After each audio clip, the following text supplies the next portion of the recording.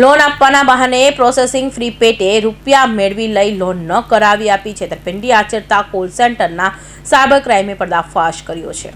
Surat cyber ક્રાઇમની ટીમે શહેરના cyber ક્રાઇમના ગુનાઓ અટકાવવા સતત પેટ્રોલિંગમાં હતી ત્યારે લોન આપવાના બહાને લોકો પાસેથી પ્રોસેસિંગ ફ્રી પેટે રૂપિયા મેળવી લઈ લોન ન કરાવી છેતરપિંડી કરનાર આરોપી એવા મૂળ ભાવનગરના મહુવાનોને હાલ વિસુ વીઆઈપી રોડ પર રહેતા પ્રવીણ કેશુભાઈ ચૌહાણને ઝડપી પાડ્યો હતો. જ્યારે નમન મનસુખ ચૌહાણ ભાગી છૂટતા તેને વોન્ટેડ જાહેર કર્યો હતો. પોલીસ આરોપી પાસેથી mobile, laptop, notebook, sim card સહિત 55,000ની મત્તા કબજે કરી હતી.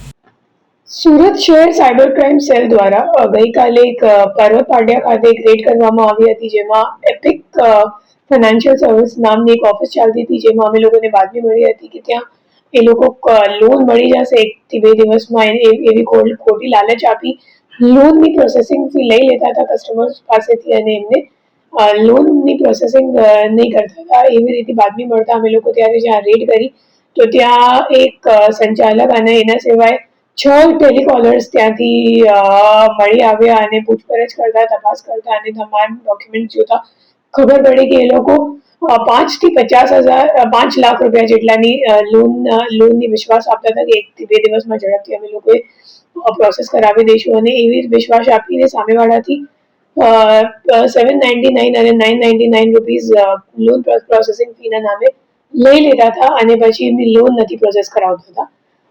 એ જે ટેલિકોલર્સ છે એમને દર દિવસની ટાર્ગેટ્સ આપવામાં આવતી હતી અને એ માહિતી એ લોકોએ મેટા એડ્સમાં એડ ચલાવીને કલેક્ટ કરતા હતા. તો જે લોકોને લોનની ઇન્ક્વાયરી કરવી હોય એ લોકો એડ પર ક્લિક કરે અને એડ પર ક્લિક કરવાથી તમારું નામ અને નંબરનું ડેટા એ લોકો પાસે પહોંચી જાય અને પછી એ લોકોની લિસ્ટ બનાવીને એ લોકો તમામ ટેલિકોલર્સ વચ્ચે વેચણી કરી બધાને ટાર્ગેટ આપવામાં આવતી હતી કે તમારે આજે 100 કોલ કરવાનું છે કે 200 કોલ કરવાનું છે અને એ મુજબ આખી પ્રક્રિયા ચાલતી હતી છેલ્લા 6-7 મહિનાથી. કેટલા આરોપી મળી? અત્યારે એક જ આરોપી પકડાયો છે અને બીજો જે આરોપી છે એ હાલ નાસ્તો કરતો છે. બેઝિકલી જે આરોપી છે એ અગાઉ એક જગ્યા કામ કરેલું છે અને એને ખબર પડી ગઈ કે કેવી રીતે મતલબ એક લોન એજન્ટ તરીકે કામ ચાલુ છે હાલ માર્કેટમાં. તો એમને એમ લાગ્યું કે હું લોન એજન્ટ તરીકે કામ કરી લઉં અને 799 અને 999 જેટલી નાની રકમ માટે કોઈ સાયબર ક્રાઇમ કમ્પ્લેન્ટ કરવા વાળું નથી. એટલે પછી એમને એમ લાગ્યું કે હું ઓનલાઈન કસ્ટમર્સનો ડેટા માહિતી લઈને પછી એમને ચીટિંગ કરીને એમના પાસેથી આપણે લોન પ્રોસેસિંગ ફીના નામે પૈસા લઈ લઈશું. કેટલા પૈસાના લોન લીધા હતા?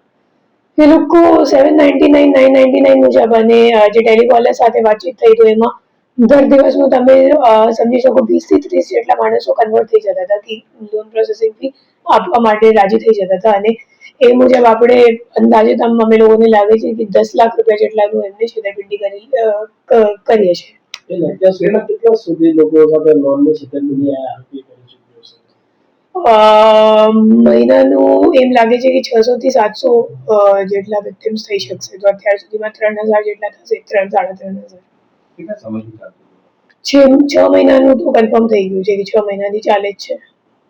નંબર કેવી રીતના કલેક્ટ કરતા હતા? મેટા એડ્સ પર એડ ચલાવતા હતા અને જેને લોન જોતું હોય એ લોકો એડ પર ક્લિક કરે તો એમનું નામ અને મોબાઈલ નંબર એમને મળી જાય. પછી એ મોબાઈલ નંબર આધારે એ લોકો ટેલિકોલર્સ મારફતે કોલ કરાવતા હતા કે તમે હવે એમને કોલ કરીને એમને કન્વિન્સ કરીને એમને પાસેથી લોન પ્રોસેસિંગ લઈ લો.